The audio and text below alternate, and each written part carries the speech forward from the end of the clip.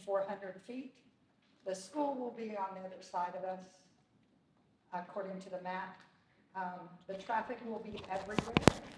And I don't see how we can accommodate another 5,600 cars on 967 without having, we just had a fatality recently within the last few months on the curve where the roundabout, I think, is supposed to be. And if it's not a done deal, we would appreciate having our peace and quiet and having to wait in line 15 minutes instead of an hour and 15 minutes to get out of the subdivision. To get here tonight, we had to pull out of that drive and wait down by Buda Elementary. We have to do that on Thursdays, but we get to go all the way up to, what's the name of that road? I don't know. The one that takes you to the senior citizens. We have to wait there at 11:30 on a Thursday morning. If you go out in the morning to go to Elm Grove or Carpenter Hill to go to school, you pull out of our subdivision, turn right, and stop. And that's without 2,800 homes and all the townhomes that are going to be in there, and all the people that are affected in Woods of Cimarron, who now are going to have more traffic than what they already have, and it's all going to connect and be in their backyards. I don't know. Is there anything else? Okay, thank you. If it's not a done deal, please don't do it.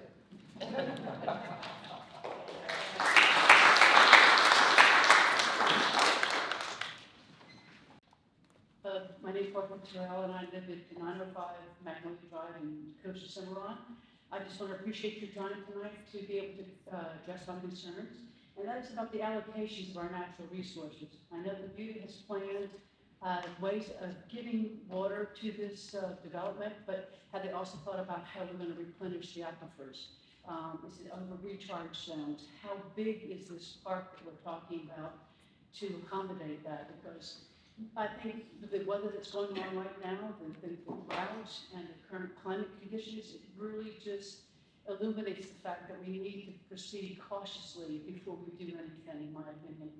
Also, I think by keeping less impervious surface, that we have the opportunity to not create drainage problems.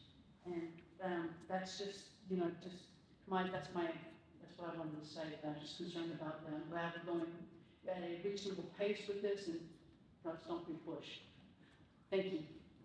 Thank you, Ryan. Thank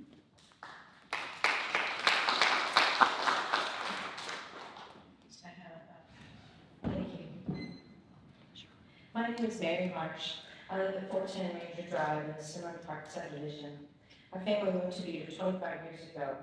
We found an old dilapidated house on a heavily treed lot and renovated it.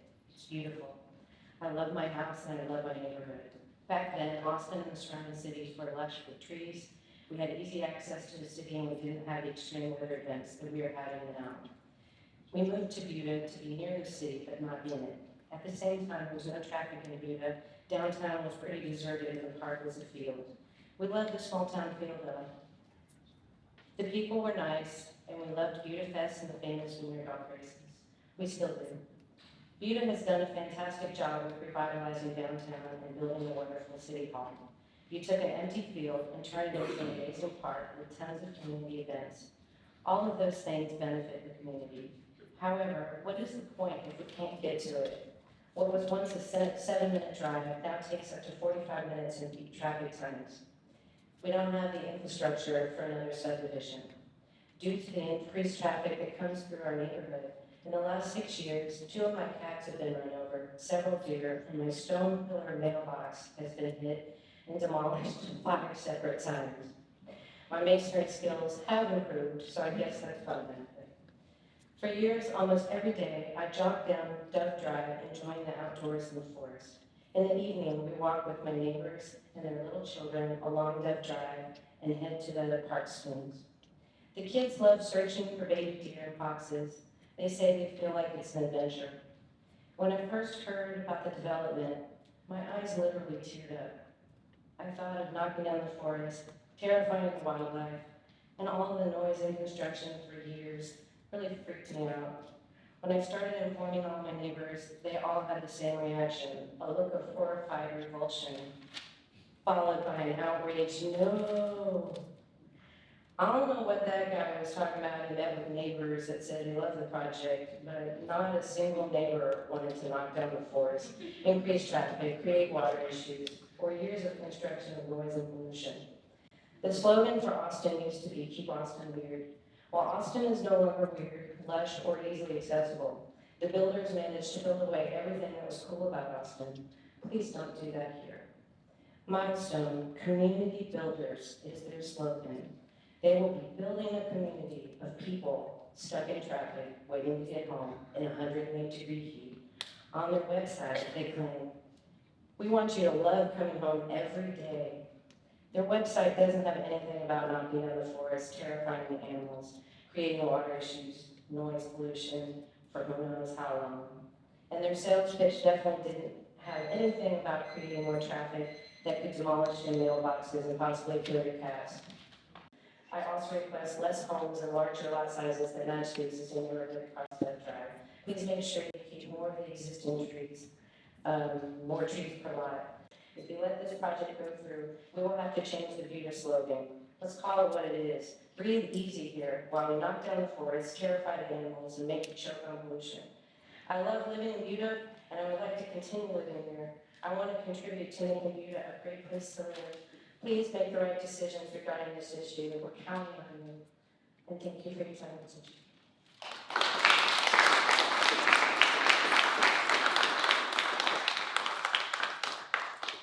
Thank you, Commissioners, for allowing me the opportunity to speak to you regarding this development.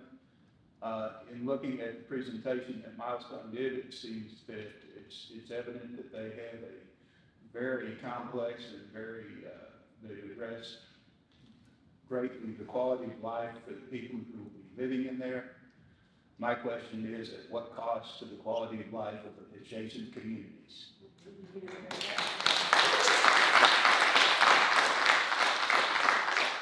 What we're seeing is that within the subdivision, they've taken care of amenities and transportation. The actual reality is at some point in time, these cars have to get out on the road. And right now, if they go out on 967, what we're seeing, and I saw this evening, cars backed up from Main Street to past the elementary school, trying to get through the light. On the other end, we see cars backed up going south on 1626, backed up from 967 all the way back to Jerry's Lane and beyond. In the mornings, we're seeing on 967 cars backed up from almost the entrance of Garlic Creek to 1626 trying to get out. So my question to this body is, what considerations and what commitments has TxDOT done to improve traffic flow on these roads? And until that's done, what we're doing is dumping more cars onto a system that's already way overloaded to do it. And I do not see, and I think this development should be tabled right now until TxDOT can give a commitment of how they're going to handle the existing traffic problem.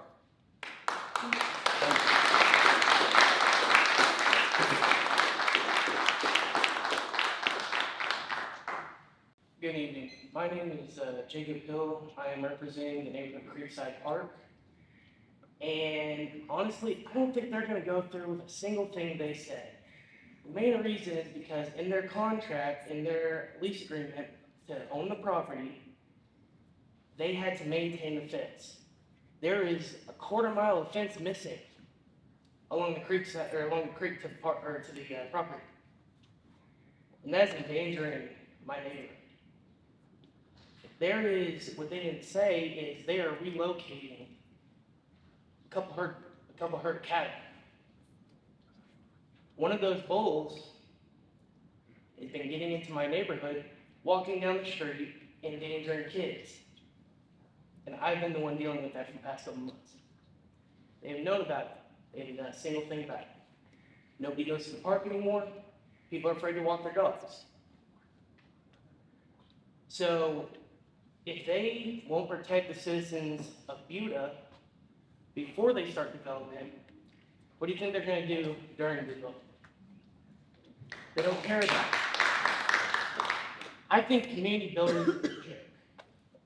I saw that and I started laughing. They claim they want to build communities. They claim that they want to save all these trees over there. I don't know.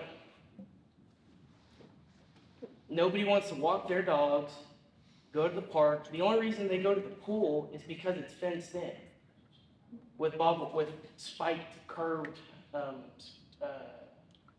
square metal. Nobody goes to the basketball court anymore. I got a picture of just about every time I have seen that bull and all these cattle in the easement where the power lines go through. I even have a picture of it walking on the sidewalk. A couple months ago on my way back from church, I'm driving around the curve. I saw about a dozen heads of cattle standing on the curve. I pulled my truck around and ran them back. That bull has just about charged me when I'm pushing it back. I had to jump out of the way and swat its rear end, and it ran back onto the property. The property they are wanting to develop. I'm not trying to be aggressive with this as much, but I just want to show the community that does not live in Creekside Park what these people are doing and how they are handled. That's all I'd like to say.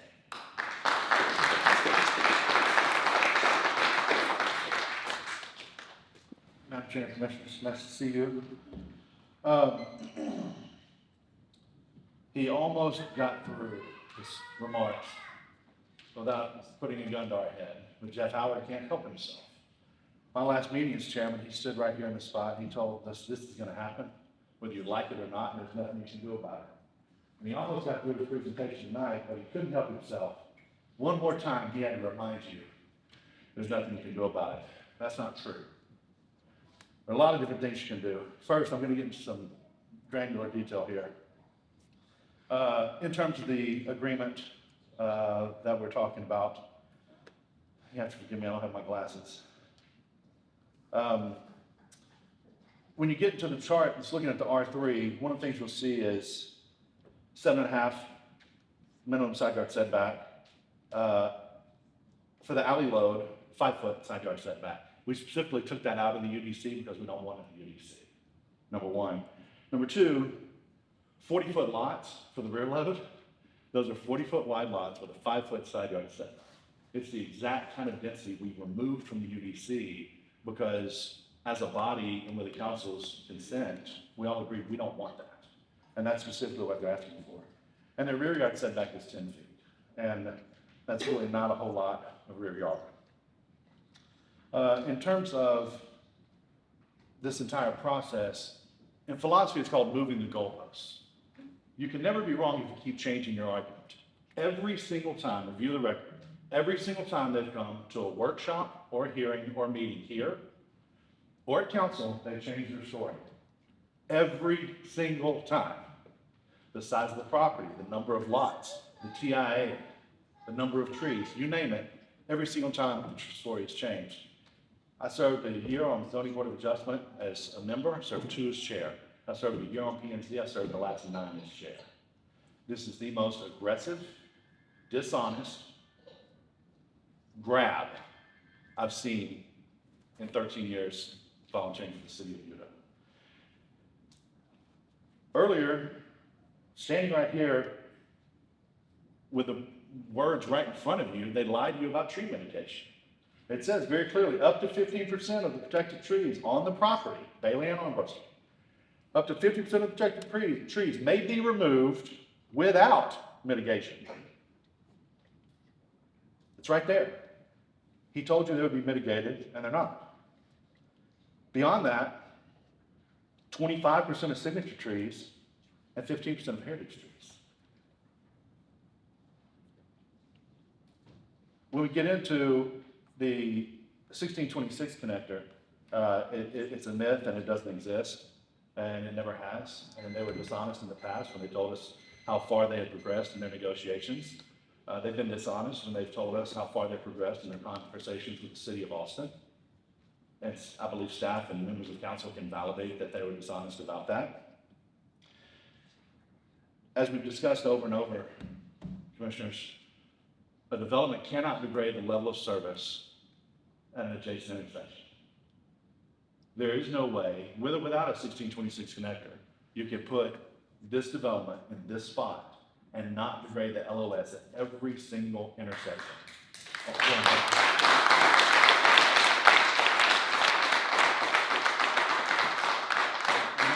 Let me tell, I'll wrap up right quick. That's why in January they came and they wanted a 90-day expedited process. They only had a TA on half the property, as you'll recall, traffic impact analysis on half the property. We said, what's the timeline on the TIA for the entire property? And they said 180 days, 6 months. They've repeatedly, every time they've come, they've constantly tried to create a sense of urgency to try and force us into a decision that we don't want to make. We don't want this development. We don't want the traffic. We don't want the trees to be cut. We don't want this to be sitting on top of the recharge zone. There's a reason they're nowhere with the city of Austin. And I'll ask any of you or the staff, when's the last time you heard the city of Austin giving ETJ? They don't. They envelop us with their ETJ. They're not going to give us a foot back up. It's just not going to happen. It's a myth. It's another one of these stories they tell you to try and get you to calm down. You have a lot of options tonight. And in the past, and I've as chair, I admit it, and I've been victim to it. I've tabled things for future discussion when I really just knew the right thing to do was kill it. The right thing to do is deny this right now. Put a stop to it tonight. Thank you.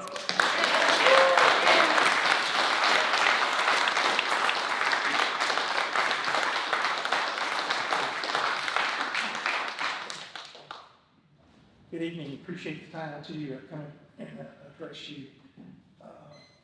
I live at, I'm John Sanford. I live at 12909 Lantana Trail. And my house is, the backyard of it is right where the proposed elementary school would be across the drive. Just to let you know where I live. I'm also a previous member of the P&Z, and so I appreciate your work, and I appreciate that it's not easy. And, but I do want to address a couple of just important big planning issues. One is on the south side of 967, we have a lot of smaller lot subdivisions, like the majority of the lots are that are being proposed in this subdivision. On the north side of 967, where I live, there are a lot of larger lots. In my neighborhood, they're typically a half acre to 3/4 of an acre. And I know that's a bit old fashioned, and you don't see it quite as much anymore. But there is a section of Buda where we can have larger houses and we can have larger lots. And this is probably the last section you can do it in. If you approve this on a bunch of 40-foot lots, particularly on Armory track, which is adjacent to the large lots further to the west, you effectively ended the opportunity for you to have large lot subdivisions and with the larger houses on them. And we need a housing product for everybody. And if that's one thing I want to address. The other thing I want to address is if there are larger lots approved on Armory track, perhaps more heritage trees will be preserved just because the lots are bigger. You know, no one knows that until the surveyors let it out. But it just sort of makes sense. And you have the right to decide what's best for the community yourself right here tonight. The other thing I want to briefly touch on is the school district, to my understanding, has said that they were not interested in buying a school site, but they might be happy if it was donated. If that school district site has a school built on it, I would like to see this plan address what would happen with that acreage do not want to come back 5 years from now, and have some different developer come in and say, well, I want to put a townhouse project in here, just because the school district never does anything on it. So please address that as part of the overall plan. Thank you.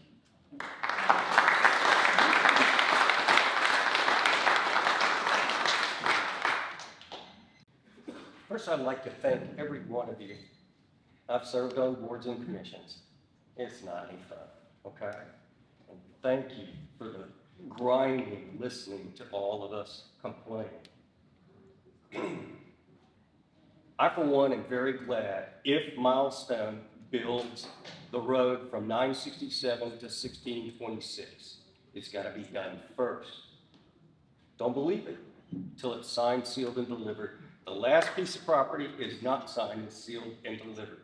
Okay, that's a non-starter with me.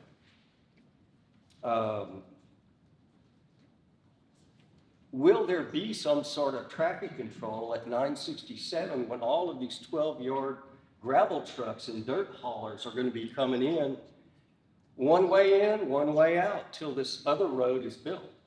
Will Milestone have safety officers there? What's the plan?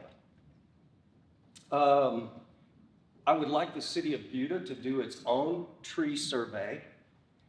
There is a question about 100 acres that was clear cut by Milestone on 1826 that they promised they would not do. How do we know their tree survey is accurate? And I want every tree that's removed to be mitigated. I have 200 trees I planted in 1986. I live in a park. That place is a park because it's been there for 500 years, those trees grow. If they're going to mitigate, are they going to drip irrigate those trees? In this climate, if you do not drip irrigate those trees, they will be stunted and never grow quickly. It's just too dry. People are not going to water them the way they need to be watered. They're too busy. So I would like to see Milestone pick up the drip irrigation for the mitigated trees.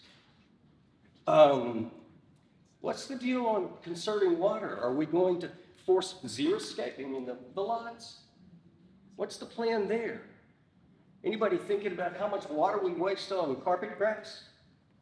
Has anybody noticed we're in stage 2? One of my neighbor's wells went dry last week. That's a $25,000 cost. They drilled back in the 70s. They drilled where they were supposed to. And everybody comes in. And that ain't deep enough. What is the city of Buda planning to do for Oxbow? There are 82 residents on sole source wells. What's the plan? You gonna bring us water? You're sure bringing us a lot of people using water. Something to think about. We all need to pay attention to the water issue. The explosive growth in Hays County is unprecedented. We do not have the water resources. They're always on the come. The Carrizo Springs, the this, the that. But with the growth that we have going on here in all over Hays County, and well, anybody know how many people are dependent on the aquifer in Hays County? Anybody? 65,000. About 270,000 people. San Marcos has used the water. Kyle uses the water. Buda uses the water. I use the water. Who do you think is going to have the deeper well? Pay attention to those that have been here and helped build this city. And I love what you're doing.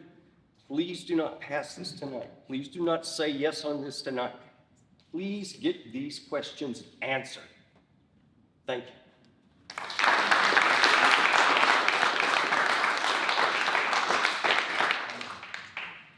The name is Randy Furman. I live at 188 Bellwood Drive in the White Oak Preserve development. Thank you, commissioners, for letting me speak. My topic is simple: the trails and the bikeways. I know that the plans show them. I don't know exactly what has been committed to. If there is any decision to be made in terms of go or no go, or connect or not connect or whatever, I urge whoever is responsible for making those decisions to realize that a trail or a bikeway is not a money-making proposition. So it is going to be way down the priority list. The problem is I have seen firsthand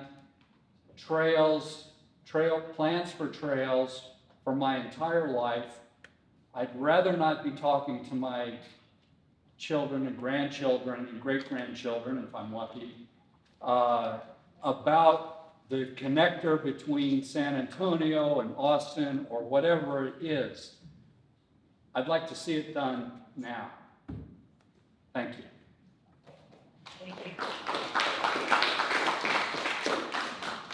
I live in Whiteoak Preserve, 631 Stonewood, and my priority tonight is basically to gain as many concessions related to the quality of life for current residents as possible.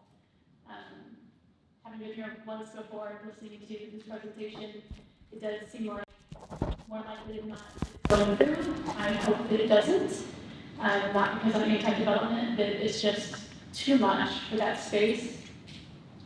The major impact to my neighborhood will be the increased traffic along 967. The traffic flow makes it difficult to get in and out of our neighborhood as it is. The other neighborhoods that are closer to the arboretum curve, I don't know how they'll ever be able to leave their neighborhoods with that traffic circle there. So I'm just really curious. In addition, traffic would be very unclear why there would be a commercial center right there at that spot, because not only are there going to be 2,100 homes, double that, at least in people, cars, but then you have the traffic of people coming to work there or shop there from outside of the neighborhood, so that's increasing traffic even more. So I'm just really wanting to know, where is the city in this? Where is the developers in their responsibility for maintaining access to transportation for people that live in those neighborhoods already existing? I also have heard our neighbors talking that live right along 967, that when they bought and moved in 5 years ago, that it was a quiet road just 5 years ago. And now the traffic is constant and it's loud. And it's only going to get much worse with this development, bringing all these new vehicles to the area. So what can be done for the people that currently live along there, their yards back up to 967? Who's going to mitigate that sound for these families that have small children or elderly people, or people that, live life and want to not have, the sound of horns and construction vehicles 24 hours a day coming into their house? I'd really like to just encourage you guys to think about what we can do to help with the people that are currently here. As one of the previous speakers said, it looks like a wonderful neighborhood for the people that will live there. But for those of us that will live through the process and the end result, it's not going to be that beautiful community that we bought into already. Thank you for your time.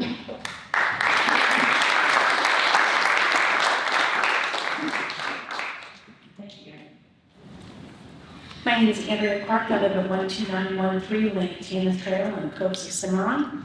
I live directly behind the proposed school location. Before I came to this meeting, I've never come to a city council meeting before like this. I did not know that there was a chance that this was not going through. So I came with the intention of saying, is there any way that that school area can be moved? When I purchased my house, I did not purchase my house next to a school location, but I'm going to be forced to be next to a school location. And I think that if this plan does go through, the school location needs to be moved into the interior of the development so that the people that move into that can choose whether to be next to the school or not. I shouldn't be forced to be next to the school just because someone's decided that that's the best place in their overall plan. So, and I second what everybody else said about the water and the traffic, the 967 circle there. That's kind of laughable in all honesty. I mean, you're just fitting more people onto 967 and you're making it a circle? That makes zero sense to me. So that's what I can say. Thank you. Thank you.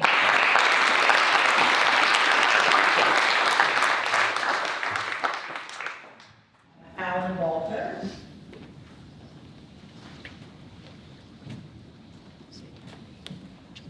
Good evening, my name is Alan Walter. I live on Turkey Cove in Cimarron Park. I've lived there about 30 years. Many years ago, in a conversation with the county judge, I was told that the property was selling and it would someday be developed. And I believe that, and I believe people have a right to develop. However, in my years of working with the county, I did subdivision review for the Commissioners Court. When I began with the county, commissioners had review authority in their ETJ. But the legislature, because of issues and often primarily, decided that developers would not be subject to taking their plans both to the county and the city. So in most cases, the counties have deferred to the city. And what I'm asking you this evening is to give consideration to county issues. This development abuts county roads. There are 8 proposed avenues of ingress and egress. 7 of those roads interconnect 2 county roads.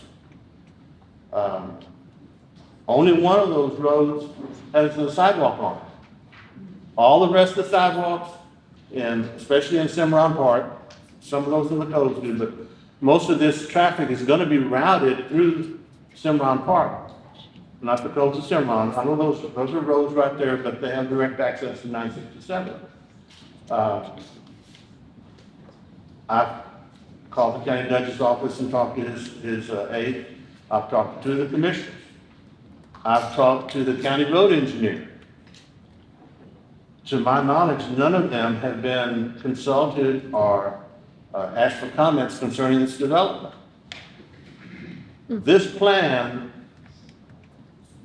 runs all the traffic through, primarily through Cimarron Park and the coast of Cimarron. We have, as I said, we have no sidewalks. I used to take my grandchildren to school, and it got where it was taking me 45 minutes to do that. So, no, now the kids are riding the bus. The kids wait in the park ditches. There's no crosswalks. There's no sidewalks. I relate to everyone's environmental issues, and they're certainly important. But there's nothing more important than our kids.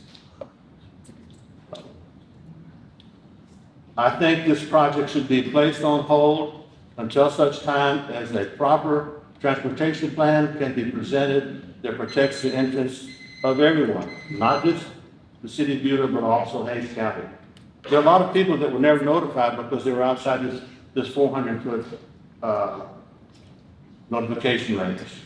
But they're affected. When you go down Ranger Drive 400 feet, it doesn't stop being a problem. We're going to have people commuting and cutting through these subdivisions on these small streets, and they're going to be running late for work, and we're going to have some disasters happen. We're going to lose some children on the road. I hope you'll give consideration to postponing this until these things can all be addressed. There's no hurry to rush into this. I would hope that the Commissioners Court could get involved, because I think this is going to be disastrous to the existing residents of the Cove of Cimarron and Cimarron Park. So I would ask you please to defer any action until those questions have all been resolved. Thank you for your time.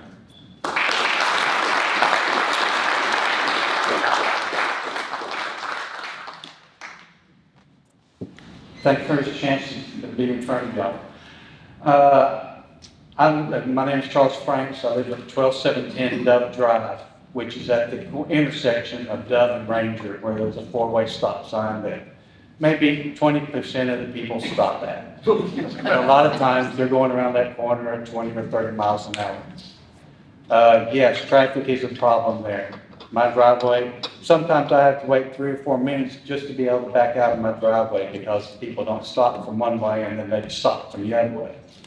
There's several of us in that corner, and that's, depending on which drawing you look at, that's one of the two of the roads that are going to be added on to. It's bringing more traffic through that intersection.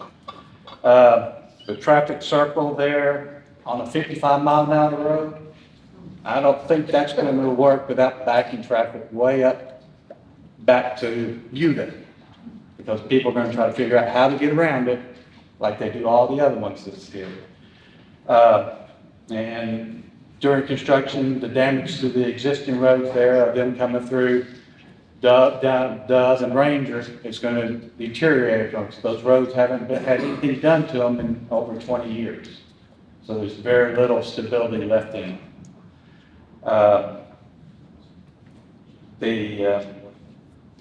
Are any of these homes going to be allowed for these Wall Street bunch to come in and buy a whole block of homes and then rent them out to people? Is that going to be allowed in here? Which is going to lower our property tax, or lower our property values over in the woods and coves and Cimarron Park. The traffic flow problem from one of the sides they're going to be coming into is Garrison Road down here. Well, Garrison Road runs by the wastewater plant and then comes in a park here on Loop 4. People start coming that way, we're going to have a big traffic problem at that corner, and along with the traffic coming in from the other way. The two main ways into Loop 4, on Loop 4 are going to be backed up for miles, just like they are now. It'll be worse. Replacing 4-inch trees, or using 4-inch trees to replace these heritage oaks and stuff. I'm sorry, an oak tree don't grow that much in 10 years. Some of these oak trees that y'all may be knocking down are 200 or 300 years old. And so replacing it with a ash or an elm is not acceptable, an acceptable alternative. It needs to be replaced with an oak to be legitimate. The water problem is going to be a major problem that we're going to have in that area.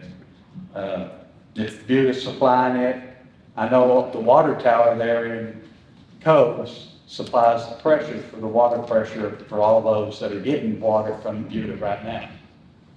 So that tower is going to have to be supplying even more area. That's all. Thanks.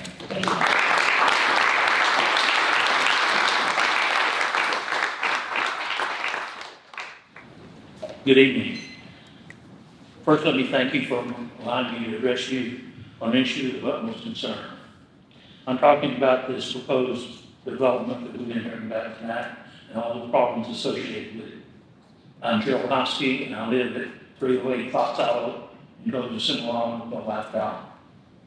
We moved to semi-rural Buda in 1999 because we liked the quiet neighborhood, the dark skies, and little traffic. What a difference in 2022. And now there's a proposed major subdivision with 2,800 residential units going in across Dove Drive from the coast. We're not happy given what we stand to lose, as previously mentioned. We would like to retain what's left of rural Buda. The proposed development will just about remove the last large tract of undeveloped wooded land in the Buda area. I ask you, what's going to happen to all the wildlife? And what about the dark skies we all enjoy? Why not create a nature conservancy with this land instead of filling it up with apartments, condos, businesses, crowded homes, and small lots and narrow streets with lots of traffic. A few points I'd like to stress.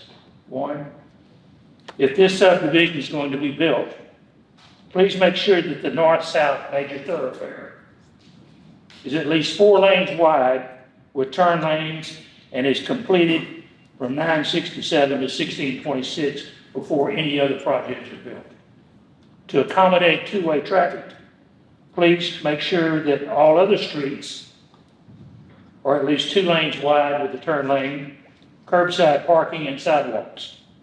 We don't need streets like in many of the other subdivisions in the area that weren't planned very well, that have virtually 1 lane for traffic and real problems when there are emergency issues.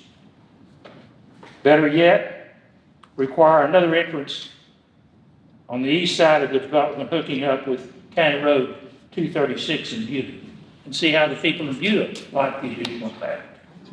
2, please require the building to build only houses, no apartments, condos, rentals, etc. Build lots, houses on lots of at least 1/2 acre in size or larger, with a 150-foot back line, garages that open on the side, not in the front, particularly on those in the armrest track, so that they are similar to those in the codes. 3, in regard to FM 967, it's already a major thoroughfare with all the major traffic problems. A few thousand more cars won't help. A roundabout won't help in the big curve, only create a bottleneck, particularly for westbound traffic. Think about the big trucks, the school buses, the emergency vehicles, and the long backup lines of traffic that we face every day. A traffic light, or maybe even an overpass might help. All a roundabout will do is slow down traffic and create a bottleneck.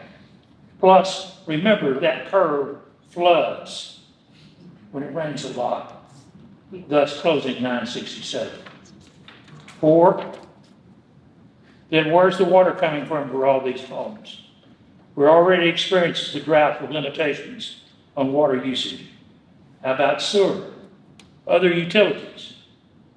Then what about the drainage? We've all seen what happens when we get flash flooding here in Buda. 5, and finally, it's ultimately going to cost, what's it going to cost all the taxpayers in Buda and in Hays County to allow this subdivision to be built? And how is it going to promote the health, safety, and general welfare of the city of Buda? These are just a few of the issues I see with this proposed subdivision. Please take them into consideration. Thank all of you for your comments tonight. To put it plainly, we don't want this subdivision. Thank you.